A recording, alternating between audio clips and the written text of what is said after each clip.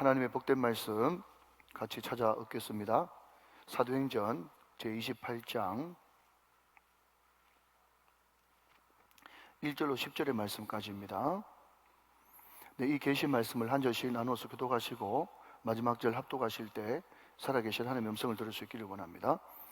1절 말씀, 우리가 구주된 후에 안즉 그 섬은 멜리데라 하더라. 비가 오고 날이 참에 원주민들이 우리에게 특별한 동정을 하여 불을 피워 우리를 다 영접하더라. 바울이 나무 한 묶음을 거두어 불에 넣으니 뜨거움으로 말미암아 독사가 나와 그 손을 물고 있는지라. 원주민들이 이 짐승이 그 손에 매달려 있음을 보고 서로 말하되 진실로 이 사람은 살인한 자로다.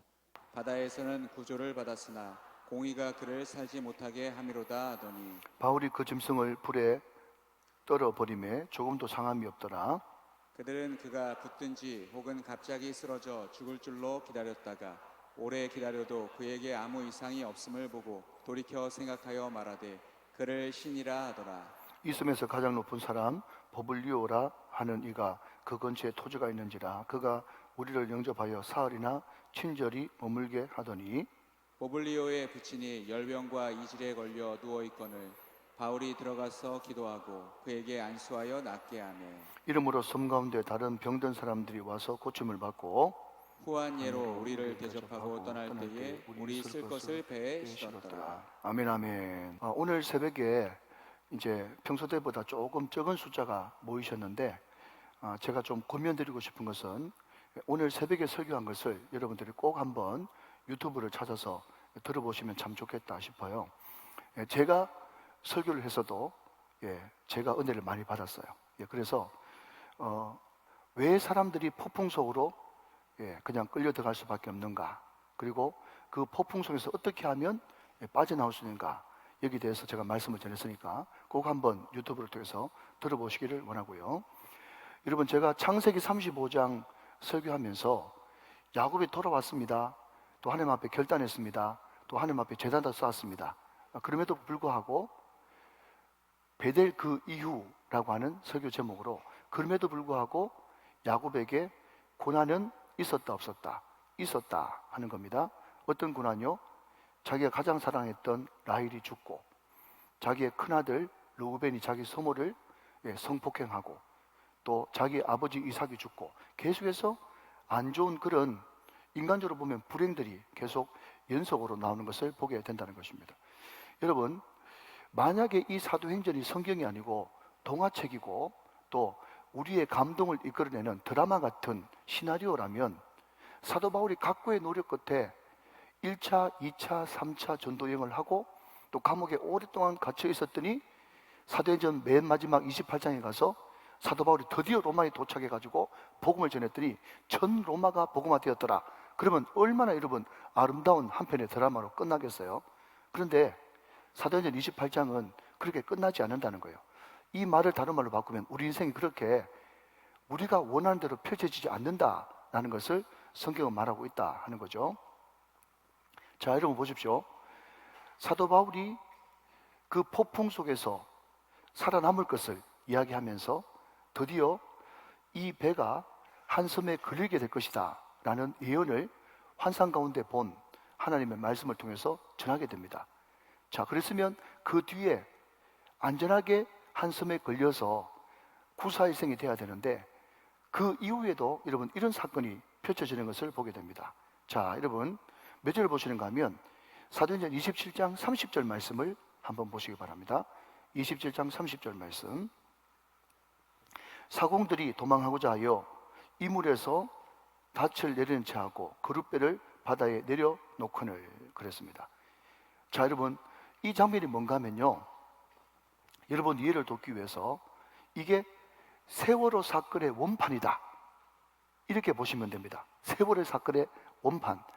여러분 세월호 사건을 겪었을 때 제일 열받았던 게 뭐죠? 애들이 지금 다 죽어가고 있고 지금 배가 까남고 있는데 선장이라고 하는 사람이 배를 버리고 자기가 먼저 탈출하는 그런 기가 막힌 장면을 봤지 않습니까? 이게 세월호 사건의 원판이에요.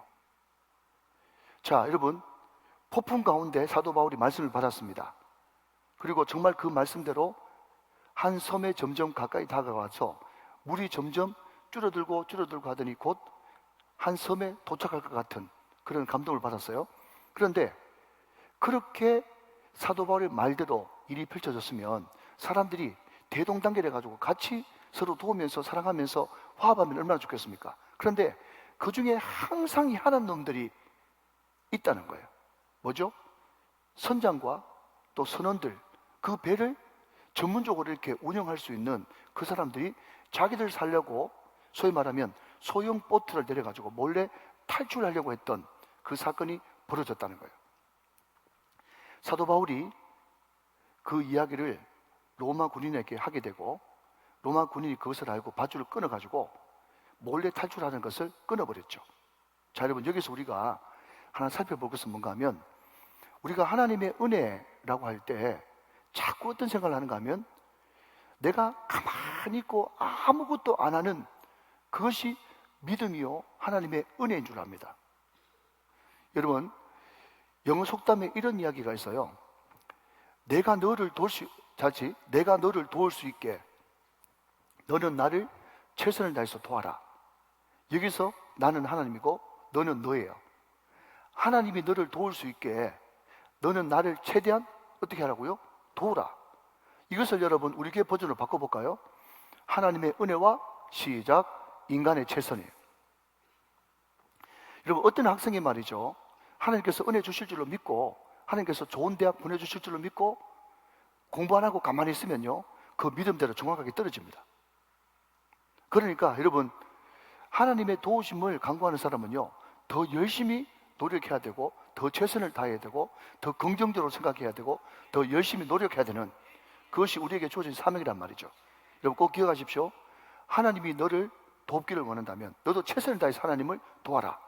여러분, 우리가 도와봤자 얼마나 돕겠어요? 그러나 그럼에도 불구하고 여러분, 우리가 최선을 다해서 우리 할 입장에서는 최선을 다해서 노력하고 또 최선을 다할 때 하나님께서 그 사람을 돕는단 말이죠. 그게 성경의 원리라는 것입니다.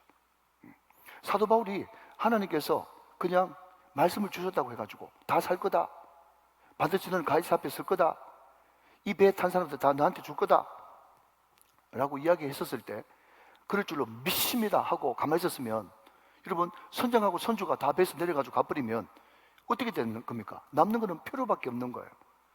여러분, 그래서 여러분 이때까지 잘못 생각했던, 잘못 배웠던 신앙적인 인식을 다 내려놓고 하나님의 은혜라는 것은 내가 은혜 받았기 때문에 더 노력하고 밝고 긍정적으로 나가는 것이 하나님의 은혜를 받은 사람의 증거구나, 그렇게 생각하는 것이 정확하단 말이죠.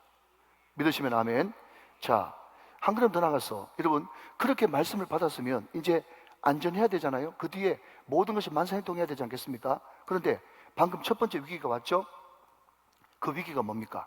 이 선장과 선원들이 도망가려고 하는 위기가 왔단 말이죠. 그러니까 여러분, 인생이라는 것은 표류입니다. 이 인생은 고해의 바다, 고생 고자의 바다 해자, 고생의 바다를 떠도는 표류하는 배와 같아요. 그러니까 한 문제 해결됐다고 그 다음부터 모든 고생은 끝이고 이제 행복만 있을 것이다, 그런 생각을 하지 마세요. 제가 지난번에 이 이야기를 드릴 때 뭐라 하면 백설공주 이야기를 했어요. 백설공주가 그 뒤에 결혼해가지고 고생 많이 했단 말이에요. 아시겠죠? 여러분도 다 결혼하기 전에는 다 백설공주였어요. 지금 여러분 여러 가지 그 뒤에도 뭡니까? 당장 결혼하면 결혼, 임신, 출산, 육아, 제2의 여러분 새로운 문명을 만나게 된단 말이죠. 그러니까 인생이 여러분 그런 꽃길만 걷는 것이 아닙니다. 어떤 목사님은 말이죠, 제가 그냥 목사님한테 감사합니다, 축복합니다 그렇게 이제 고맙다는 인사를 해주면 그냥 자기도 그냥 고맙습니다, 축복합니다 이렇게 하면 될 건데 꽃길만 걸으세요 그런 거 보내주거든요. 이모티콘 그 꽃길만 걸으세요. 제가 그 목사님한테 내가 예상 말은 안 했지만 이런 비복음적인 목사가 돼가지고 이런 비복음적인 그런 이모티콘을 보낸다고 내가 속으로 욕을 얼마나 많이 한다고요. 여러분, 꽃길만 걸으세요 그런 거 없습니다. 아멘 좀 하세요. 예, 그런 여러분 비성경적인 것을 믿지도 마세요. 그냥 좋은 소리 하는가 보다 생각하면서 고개 끄덕이면 되지, 꽃길만 걸으세요 그것도 그게 흠뻑 빠져가지고 난 이제 꽃길만 걸을 거야, 이런 비복음적인 비성경적인 재직들이 세상 천지 어디 있어요? 그런 거 없다니까요. 자, 여러분 보십시오. 폭풍우를 뚫고 나가가지고 사도 바울이 말씀을 받았음에도 불구하고 또 이런 일이 또 발생하잖아요. 이것만 그렇습니까? 또 한 절 볼까요? 여러분 몇 절 보시는가 하면, 자, 여러분 42절 보세요. 42절. 자, 제가 41절부터 한번 읽어보겠습니다. 사도 바울이 하는 말씀 받을 때 깨어지는 것은 배뿐이고 네 생명을 잃지 않겠다라는 말씀을 들었어요. 예, 생명은요 가장 소중한 것이고요, 배는 괜찮은 것입니다. 여러분 제가 지난번에 한번 말씀드린 것 같아요. 자, 여러분 생명은 가장 소중한 것이고요, 배는 괜찮은 것입니다. 우리 예수 믿는 사람이 누구냐고 물으신다면 가장 소중한 것을 찾기 위해서 괜찮은 것도 과감하게 포기하는 사람, 이게 예수 믿는 사람이에요. 왜냐하면 신앙은 집중력이거든요. 집중력. 자, 그 말씀대로, 그 주신 예언의 말씀대로 배가 끼어집니다. 41절에서 끼어져요. 27장 41절. 두 물이 합하여 흐르는 곳을 만나 배를 걸매 이 물은 부딪혀 움직일 수 없이 붓고 고물은 큰 물결에 끼어져 가니, 배가 이제 끼어져 간다는 거예요. 자, 여기에 이물, 고물, 이것은 뭔가 하면 배, 선두, 선미, 이런 뜻입니다. 그래서 이제 끼어져 가는 겁니다. 배가 끼어져 가는 거예요, 말씀대로. 자, 그러니까 어떤 일이 발생했는가 하면 42절 말씀. 네, 권사님 괜찮아요? 잘 앉아 있으니까 너무 염려하지 마세요. 네, 목사님한테도 한번 빠이빠이 해야지. 네, 자, 42절 말씀 같이 한번 읽어봐요. 시작. 군인들은 제수가 헤엄쳐서 도망할까 하여 그들을 죽이는 것이 좋다 하였으나, 그랬습니다. 자, 여러분 문화를 좀 알아야 됩니다. 그 당시 문화를.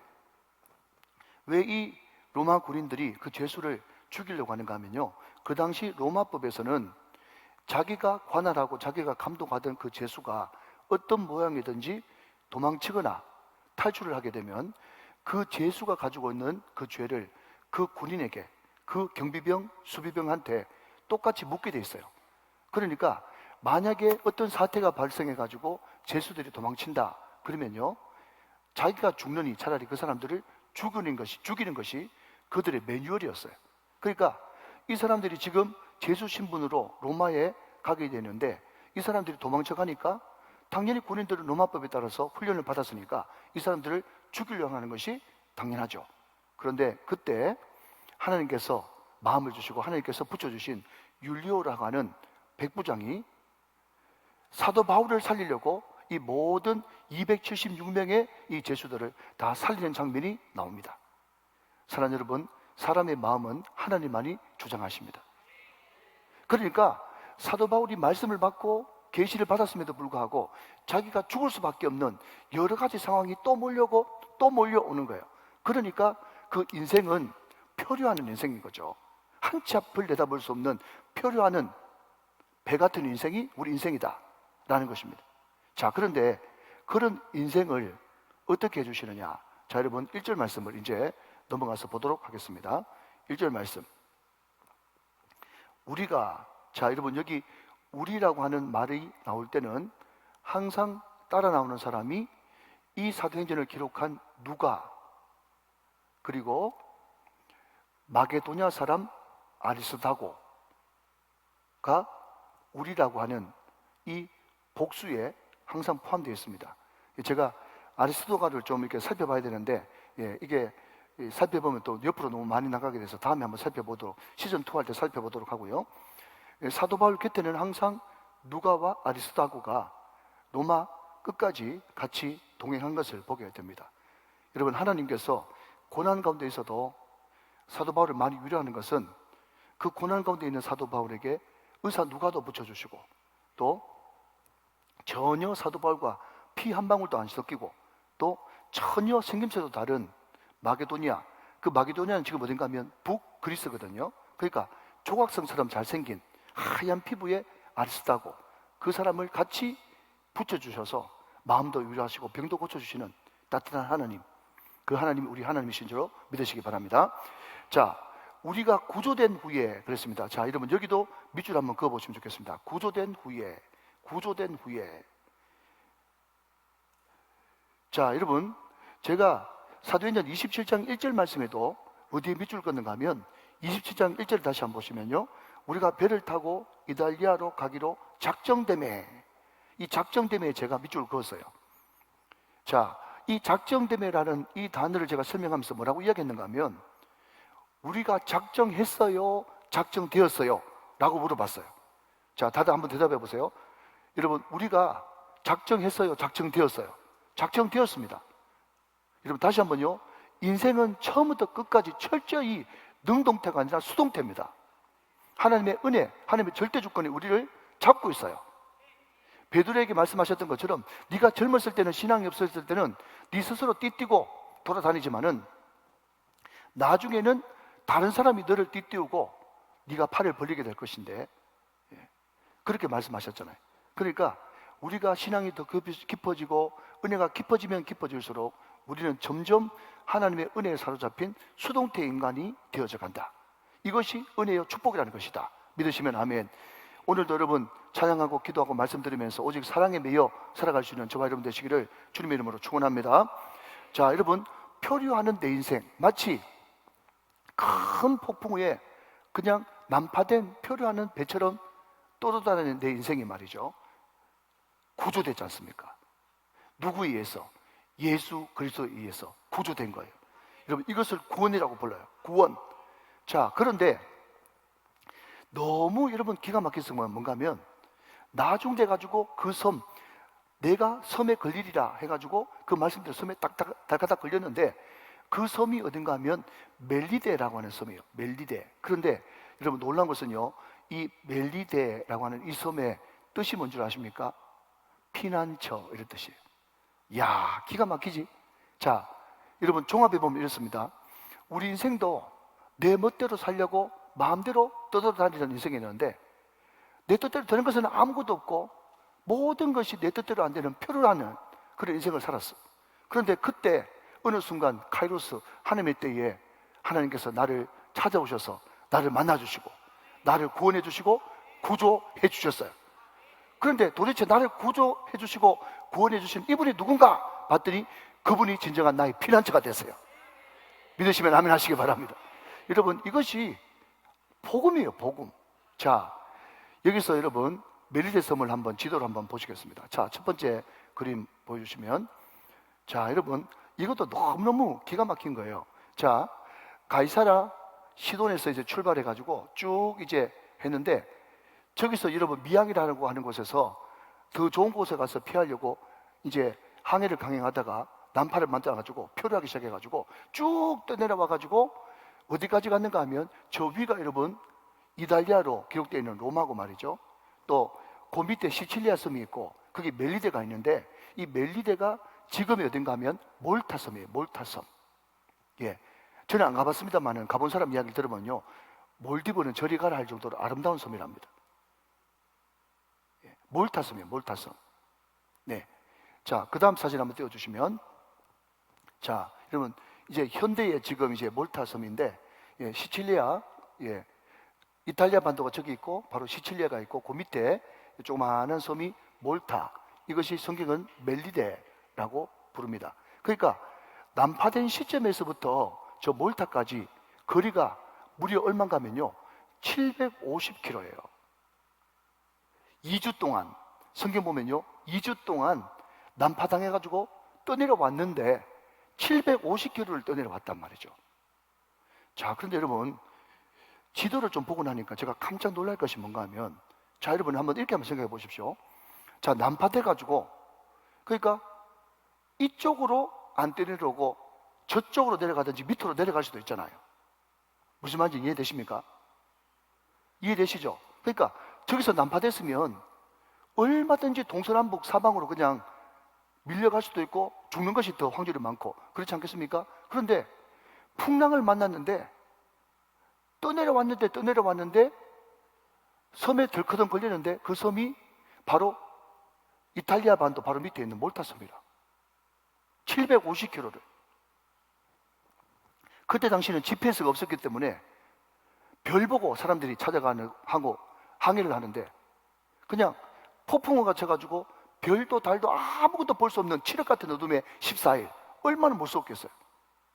근데 여러분 아무것도 모르고 그냥 하나님께서 그냥 떠내려가게 하시는데, 하나님의 절대적인 그 섭리의 주권에 의해 가지고 떠내려가게 됐는데 750km나 떠내려가 가지고 도착한 곳이 이탈리아 반도 바로 밑에, 시칠리아섬 바로 밑에 몰타섬이었다.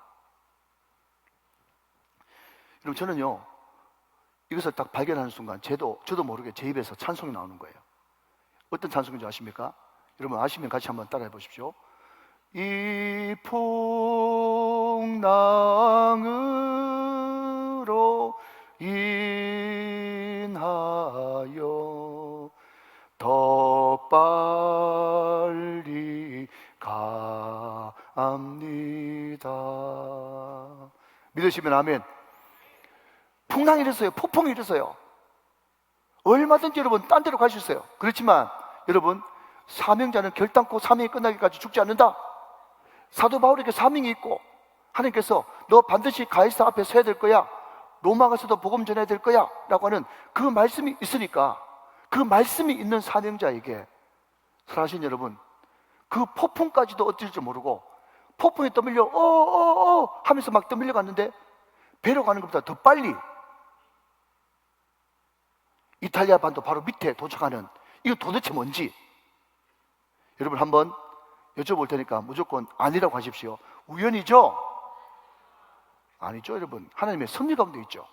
그러니까 여러분, 우리는 어떤 사람이 그렇게 이야기하더라고요. 우리는 수명으로 사는 사람이 아니라 사명으로 사는 사람이란 말이죠.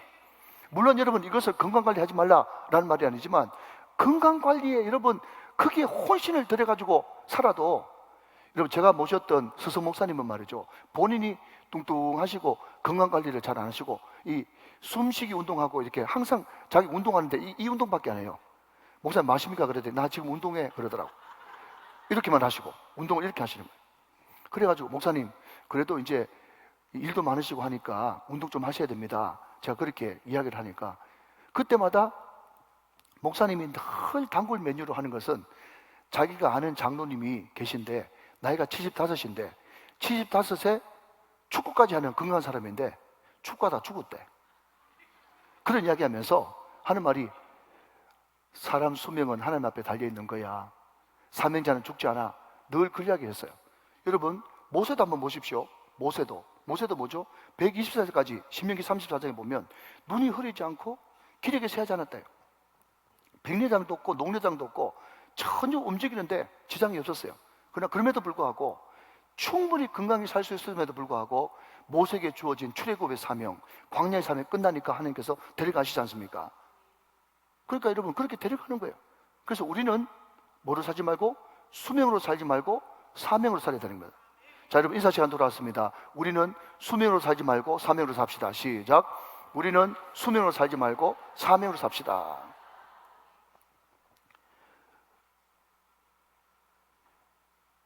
제가 아는 어떤 목사님이 계신데, 그 목사님 아버지가 장로님이세요.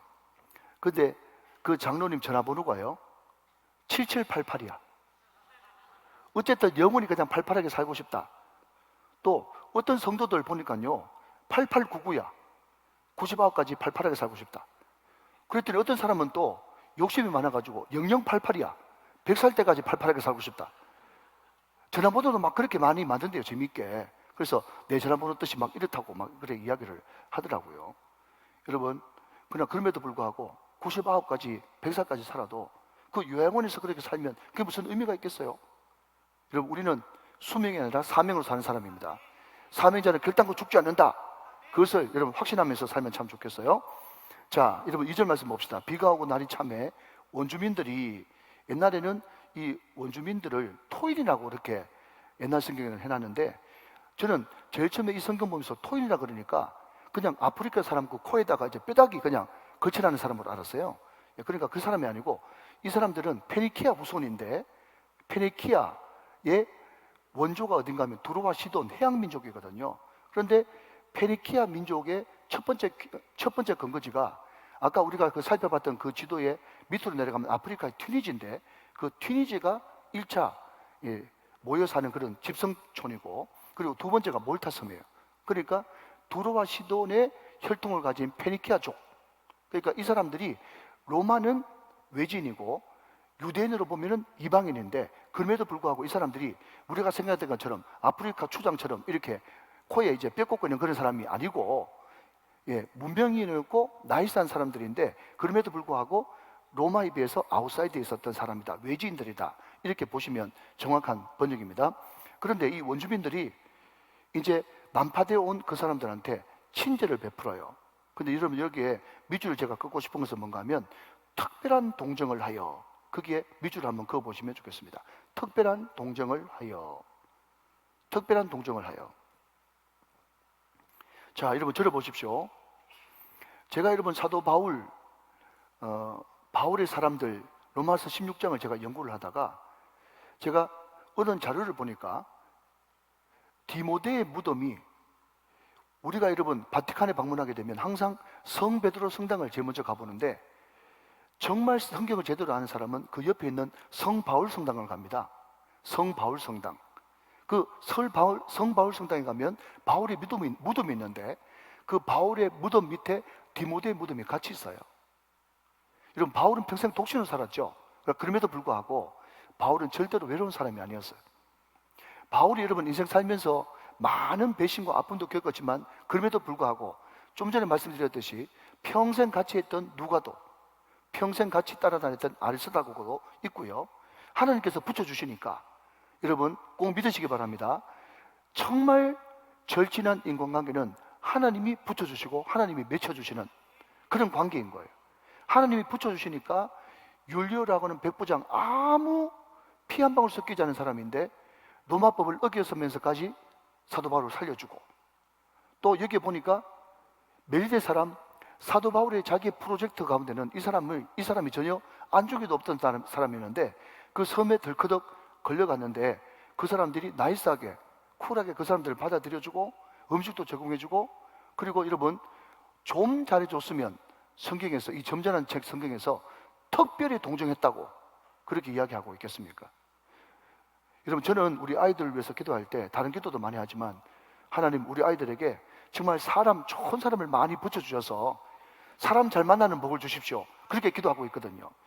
여러분, 내가 그 사람한테 잘한 것도 없고 내가 그 사람한테 잘 보인 것도 없는데 하나님이 은혜 주셔가지고 정말 특별한 동정을 받는 그런 경우가 너무 많지 않습니까? 이것이 여러분 성령 충만한 사람에게 붙여주시는, 또 기도하는 자녀에게 붙여주시는 하나님의 특별한 선물인 줄로 믿으시기 바랍니다.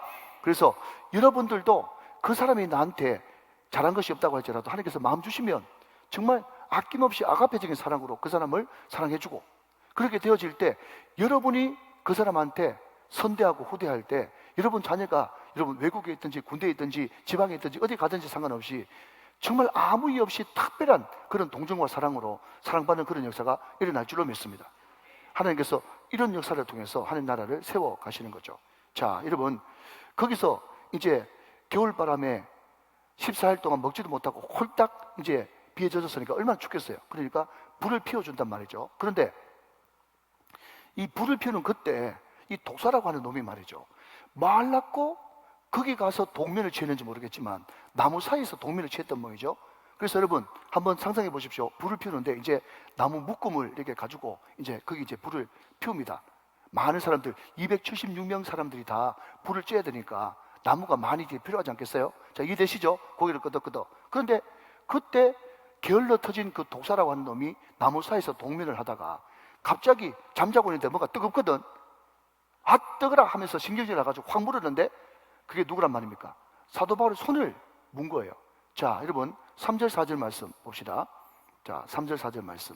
바울이 나무 한 묶음을 거두어 불에 넣으니 뜨거움으로 말미암아 독사가 나와 그 손을 물고 있는지라. 자, 정확하게 봐야 됩니다. 그 손을 한번 물고 그냥 갔어요? 아니면 물고 그냥 덜렁덜렁 지금 달려 있는 거예요? 물고 지금 달려 있는 겁니다. 자, 여러분 잘 들으셔야 돼요. 자, 4절. 원주민들이 이 짐승이 그 손에 매달려 있음을 보고 서로 말하되 진실로 이 사람은 살인한 자로다. 바다에서는 구조를 받았으나 공의가 그를 살지 못하게 함이로다 하더니. 자, 5절 말씀까지 읽겠습니다. 5절 말씀 같이 한번 읽어보세요. 시작. 불에 떨어뜨림에 조금도 상함이 없더라. 그랬습니다. 자, 여러분, 제가 이제 그 관련된 책을 한번 찾아보니까 이 사람들이 지금 사도 바울이 독사에 손 물리는 것을 보고 깜짝 놀라면서 이제 사도 바울이 바깥으로 볼 때는 신분이 뭐예요? 제수잖아요. 제수의 모양을 하고 있으니까 이 사람이 제수인데 폭풍에서는 살아난지는 모르겠지만은 공의의 신, 그러니까 그 로마 신화 가운데 제우스의 딸 이름이 뭔가 하면 네메시스라고 하는 신인데, 네메시스. 근데 이 네메시스가 어떤 신인가 하면 복수의 신이에요. 복수의 신. 복수의 신은 그러니까 다른 말로 바꾸면 정의의 신인 거예요. 그러니까 그 바운드리에 있는, 그 문화권에 있는 사람들은 다 퍼져가지고 알고 있는 거죠. 한마디로 말하면 인과응보고, 한마디로 말하면 권성징악이에요. 이 사람이 지금 폭풍에서는 살았지만은 뱀에 물리는 거 보니까 이 사람이 살인자로다. 살인해가지고 지금 로마로 후송되고 있다고 자기들 스스로 생각을 한 것입니다. 모든 사람들은 다 그래요. 자, 그런데 여러분 중요한 것은요. 자, 다시 3절로 넘어가서 굉장히 중요한 것이 있습니다. 자, 3절 말씀에 볼펜 드시고, 바울이 나무 한 묶음을 거두어 불에 넣으니 뜨거움으로 말미암아, 그 다음 독사, 거기에 동그라미를 한번 접으시오. 독사가 나와 그 손을 물고 있는지라. 독사의 동그라미 치시고, 자, 4절 말씀 넘어갑니다. 원주민들이 이 짐승 동그라미 한번 해보시고, 짐승. 여기 짐승 나와요. 독사를 여러분 짐승이라고 표현했어요. 자, 이게 여러분 그냥 표기의 오류인가 했더니 5절 말씀이 또 나옵니다. 5절 말씀. 바울이 그 뭐를? 짐승을 불에 떨어뜨려요. 자, 여러분, 제가 이게 좀 이상해가지고 주석을 찾아보고 또 다른 설교들도 보고 했더니요, 놀라운 사실을 하나 발견했는데, 우리가 아무렇지도 않게 그냥 넘어가는 이 사도행전 28장 5절 말씀이 신구약의 모든 것들을 집대성하고 있다는 말이죠. 자, 여러분, 뉘앙스를, 느낌을 가지고 여러분 따라오셔야 됩니다. 굉장히 중요한 큰 산맥 중에 하나입니다. 자, 독사, 짐승, 불에 던져진다. 다시 한 번 더. 독사, 짐승, 불에 던져진다. 자, 이 세 단어를 꼭 기억해 보세요. 자, 한번 따라 하실까요? 독사, 짐승, 불에 던져진다. 자, 이 세 개념을 가지고 제가 성경을 소개해 드립니다. 창세기 3장 14절 15절 말씀 같이 보겠습니다. 창세기 3장 14절 15절 말씀. 자, 보십시오. 여호와 하나님이 뱀에게 이르시되, 내가 이렇게 하였으니 내가 모든 가축과 들의 모든 짐승보다 더욱 저주를 받아 배로 다니고 살아있는 동안 흙을 먹을지니라. 15절 말씀.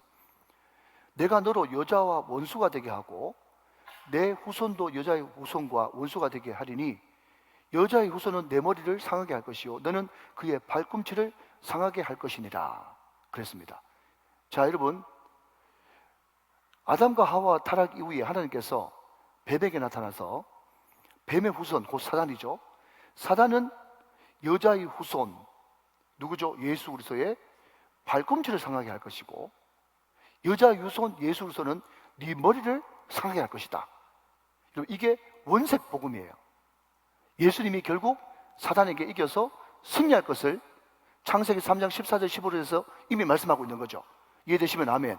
자, 여러분, 이 뱀이 여러분 창세기 3장 14절 15절에서 나왔습니다. 자, 그러면 이제 신약으로 쭉 넘어가서 요한계시록 19장 19절 20절 말씀을 보겠습니다.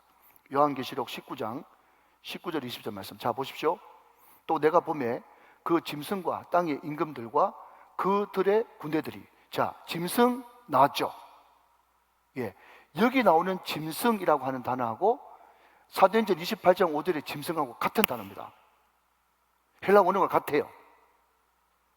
짐승, 땅의 임금, 그들의 군대가 적그리스도예요. 적그리스도. 사단을 대변하는 적그리스도.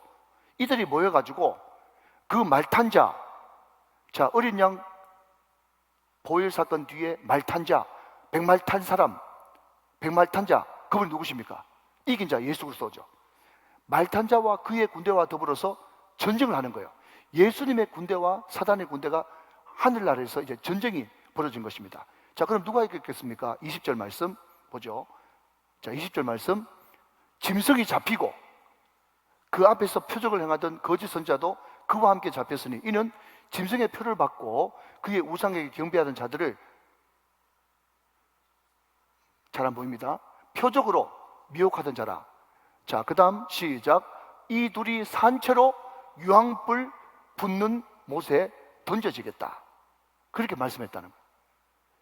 자, 여러분, 사도행전 28장 5절 말씀에 복음을 전하고 복음을 위해서, 사명을 위해서 땅끝까지, 로마까지, 서머나까지 가기를 원했던 그 사도 바울에게 복음의 핵심을 여러분 28장 5절에 딱 보여주는 거예요. 뭡니까? 창세기의 뱀, 요한계시록의 짐승.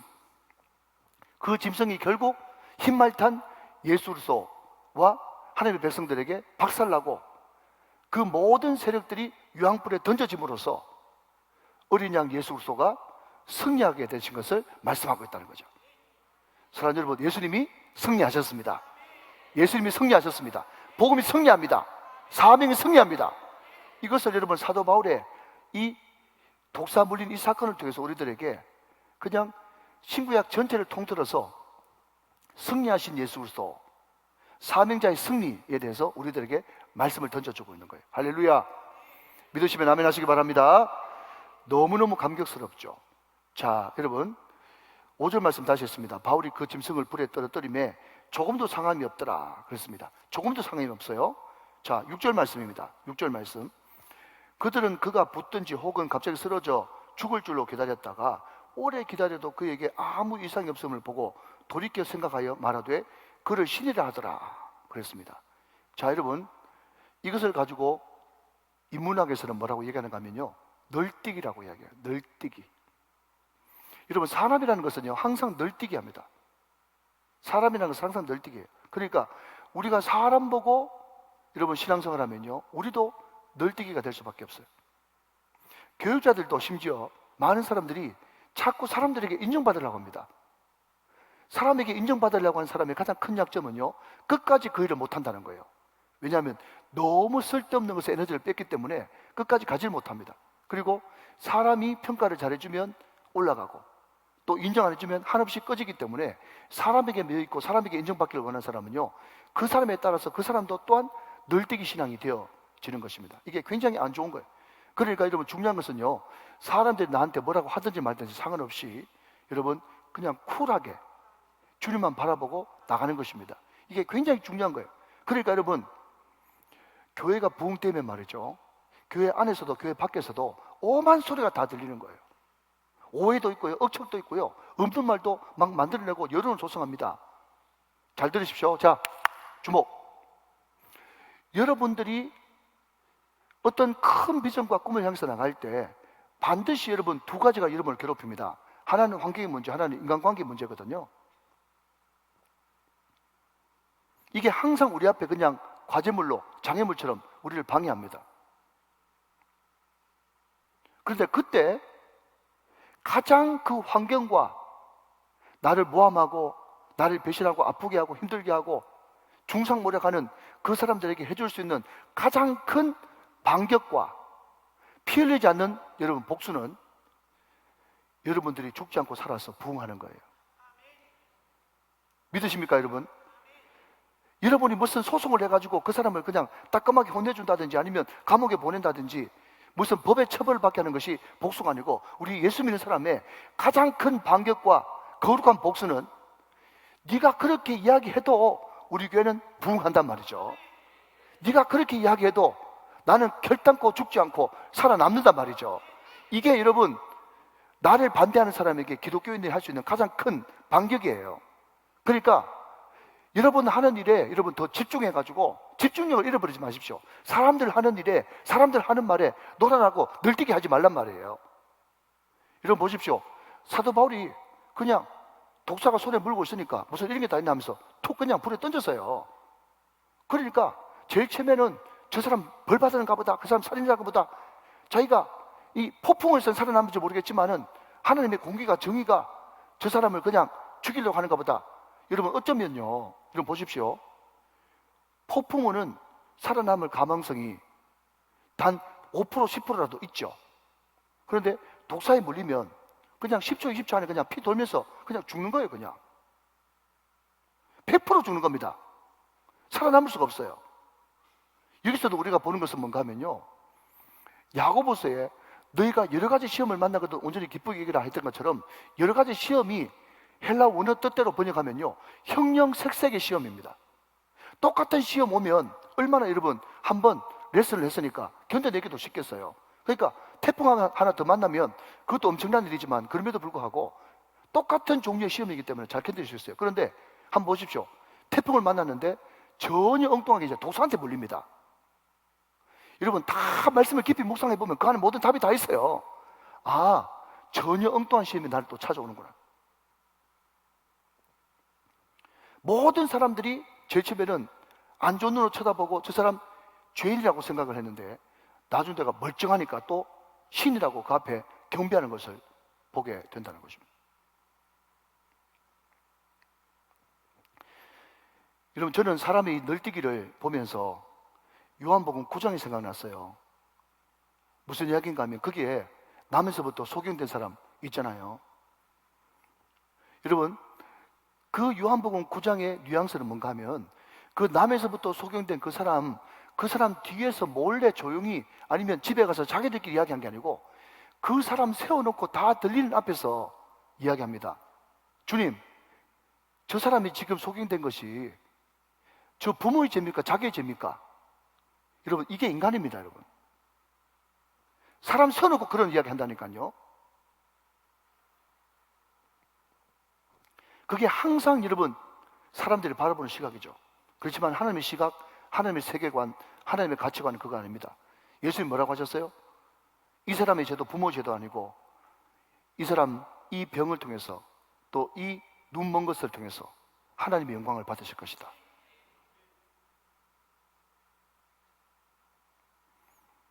무슨 말입니까, 여러분? 다시 오늘 본문으로 돌아가면 하나님이 그렇다면, 왜 살아계시다면 왜 거기에 못된 놈들도 많고, 여러분 죄수가 276명, 그 사람들은 죄가 있는 사람들이잖아요.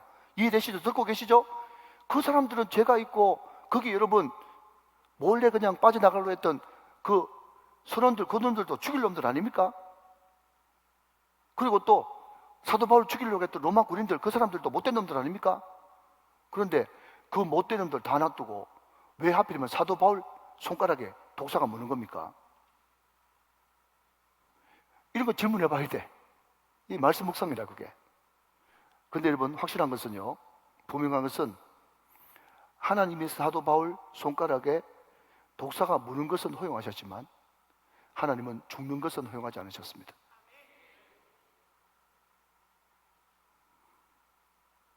여러분, 이게 성경입니다. 제가 누차 이야기하지만 고난 없게 해주십시오, 꽃길만 걷게 해주십시오, 그게 얼마나 비성경적인데. 하나님은 때로 사도 바울 같은 믿음의 사람에게도 폭풍우를 여러분 14일 동안 겪게 하십니다. 믿으시면 아멘. 독사에 물리는 그런 해도 겪게 하십니다.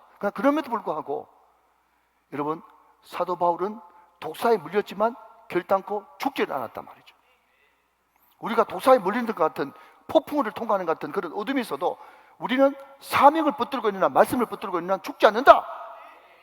이것이 우리 믿는 사람들의 믿음이라는 거예요. 그래서 마가복음 맨 마지막에 뭐라고 얘기합니까? 믿는 사람들에게 이런 표적이 나타나는데 독을 마셔도 해를 받지 아니하고 병을 얹은 즉 병 얹은 자에게 나사렛 예수의 이름으로 손을 얹은 즉 나으리라. 여러분, 이것이 우리의 자부심이란 말이에요. 여러분, 그렇다고 해가지고 역사상 보면 말이죠, 그냥 나도 믿으니까 나도 독 한번 먹어보자 그래가지고 죽은 사람들 많아요. 실제로 그렇습니다, 여러분.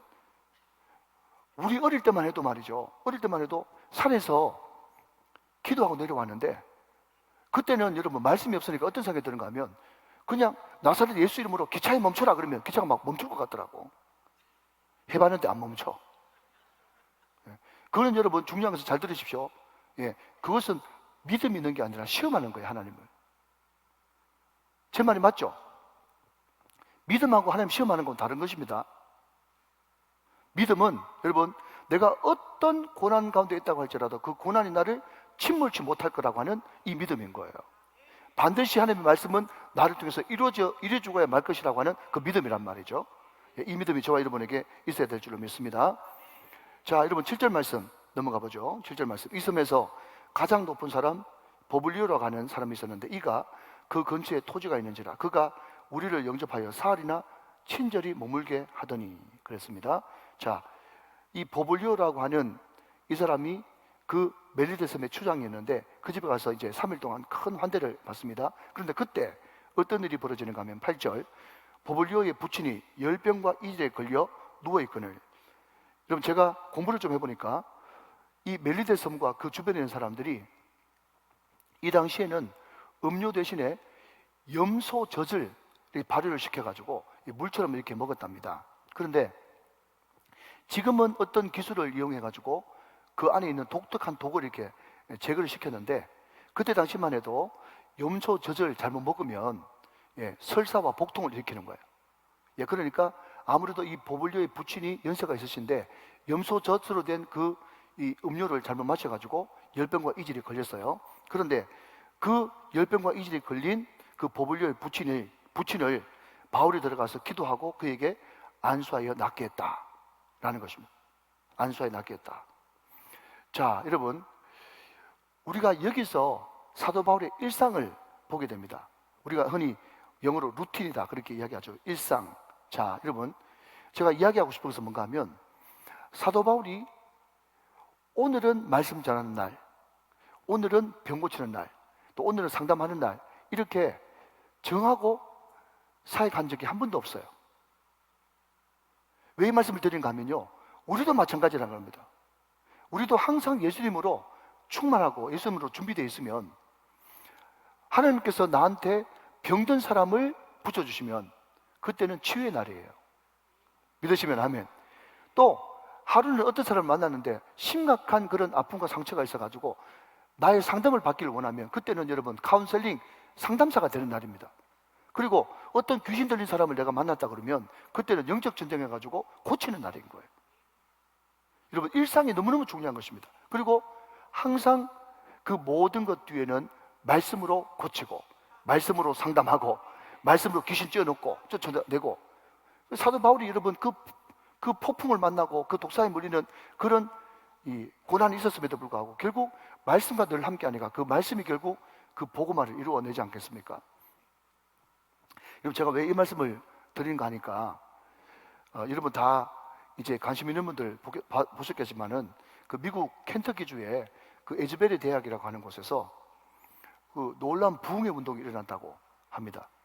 우리 한국 사람들은 어떻게 해서 부흥이 일어났냐, 그것을 관심하기보다는 정말이냐 그것을 관찰하고 싶은 사람이 많아가지고 엄청나게 거기로 몰려갔다는 거예요. 저는 여러분 부흥이 어떻게 일어났나 거기에 관심이 있기 때문에 저는 인터넷으로 봐도 충분히 됐기 때문에 제가 미국까지 안 갔어요. 근데 가가지고 현장을 다 취재하신 분들 이야기 들어보면요, 자 여러분 잘 한번 들어보십시오. 그 에즈베리에 큰 부흥이 일어났는데 그때가 언젠가 하면 수요일 저녁 예배 때 그런 일이 있었대요. 수요 채플 때. 저는 마음속에 많이 확신하는 것 중에 하나는 말이죠, 항상 우리 주님은 수요일 날 저녁에 비 올 때 재림하신다. 저는 그것을 강력하게 믿고 있어요. 그때 사람들이 별로 안 오잖아요, 그죠? 그러니까 수요일 날 저녁에 비 올 때 꼭 나오시길 바랍니다. 금요 성령 집회 비 올 때, 이럴 때 이제 나오셔야 이제 은혜를 이제 받을 수가 있는 거예요. 근데 수요일 날 채플 할 때 목사님이 어떤 외부에서 모셔온 그런 유명한 목사님이 아니고 그 대학의 교목 목사님이 마태복음 22장 그 34절 그 뒤에 이하의 말씀을 가지고 말씀을 전하셨대요. 근데 여러분 다 알지 않습니까? 예수님한테 율법사가 찾아와 가지고 가장 큰 계명이 뭡니까?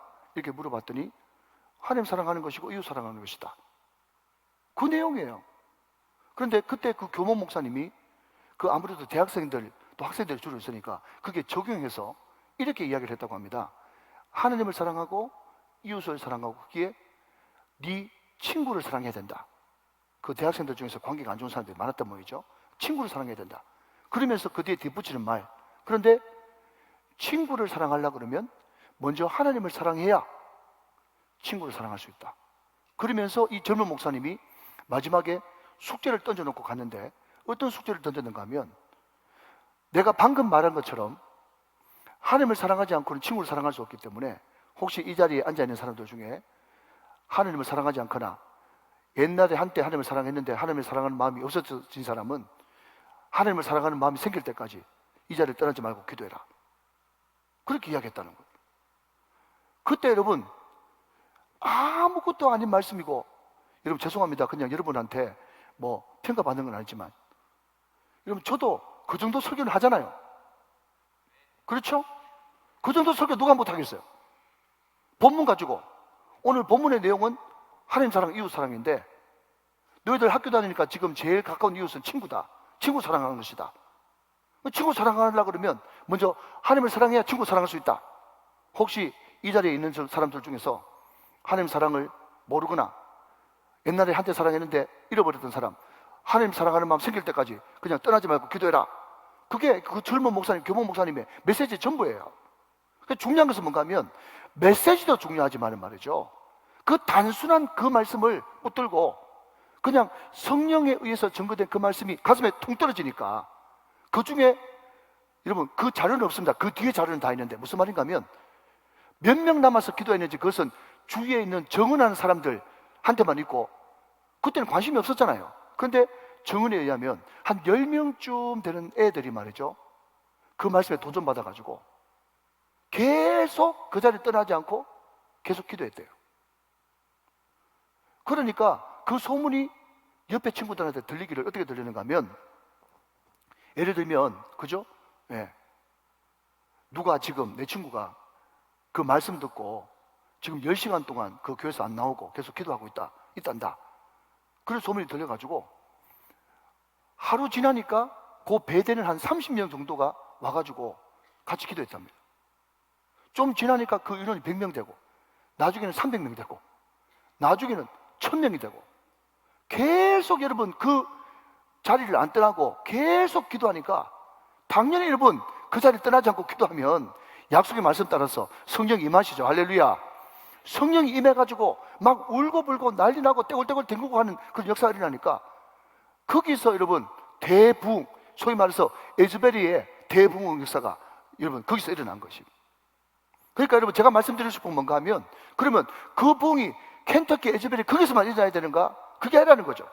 저부터 여러분부터 여러분 정말 기도 11조 때라도 아니면 여러분 오늘 금요 성령 집회에 있을 이때라도 한 말씀이라도 내 마음속에 텅 하고 떨어진 말씀이 있다면 단순하게 그 말씀을 붙들고 하나님 이 말씀이 내 마음속에서 정말 믿어지고 이 말씀이 내 안에서 현실로 되기 전까지 나는 30분이고 1시간이고 2시간이고 이 자리를 떠나지 않기를 원합니다. 기도할 수 있기를 원합니다. 그런 마음을 가지고 여러분 옛날에 우리 선배들은 다 8월달 7월달 되어지면 모든 휴가를 여러분 산상에 올라가가지고 금식하고 기도하는데 보낸 우리 신앙선배들이 얼마나 많습니까?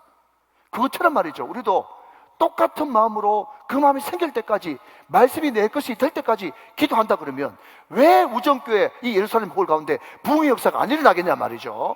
할렐루야. 믿으시길 바랍니다. 부흥은 여러분 그 사람들의 전유물이 아니에요.